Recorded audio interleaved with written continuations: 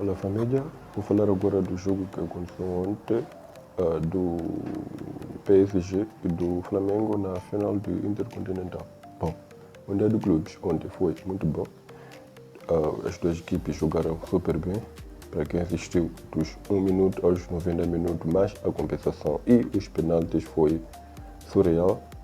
O Flamengo realmente batalhou, suou, porque realmente queria ganhar, né? Bom, vou contar um pouco do que aconteceu na primeira parte. Bom, na primeira parte o PSG dominou, tinha maior passe de bola e tudo mais, e foi aí que surgiu o primeiro gol do Queberak-Seja, com uma falha, digamos assim, do goleiro Rossi, e foi assim que aconteceu, né, que surgiu o primeiro gol.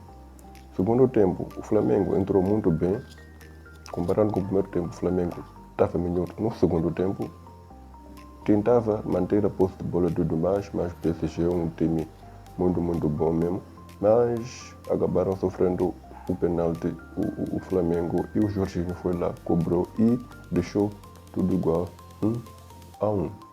Bom, no final da primeira parte, nesse caso, no final da segunda parte, não aconteceu nada de especial. As duas equipes tentavam ampliar o placar, mas não conseguiram e foram assim para as compensações. Bom, compensação aos primeiros 15 minutos, o Flamengo dominou, digamos assim, os primeiros 7 minutos, se não me engano, estava com a maior posse de bola, criando grandes chances, mas infelizmente não conseguiram. E o segundo tempo o PSG dominou, os últimos 15 minutos o PSG dominou completamente o Flamengo, mas mesmo assim não conseguiram ampliar o placar. Bom, fomos para os pênaltis. Bom, os pênaltis foram... Bom, e os pênaltis? Tínhamos do lado o Ross, do Flamengo, e tínhamos do outro lado o Safanov, do PSG, que é inclusive o goleiro reserva, né? Porque o Chevalier, do PSG, o goleiro titular, está meio que voltando da lesão e não pode jogar nesse jogo. Bom, primeiro gol convertido pelo De La Cruz, né? E o outro do outro lado, o Rossi, né? E o Vitinha converte também o gol, deixando tudo igual, 1-1, de um lado e do outro. E do outro lado tinha o Sofanov e o Saul. O Saul falhou, nesse caso falhou pelo time, falhou com o time, porque o Sofanov defendeu a bola do Saul e defendeu também a bola do Pedro, defendeu a bola do Léo Pereira e defendeu a bola do Luís Araújo.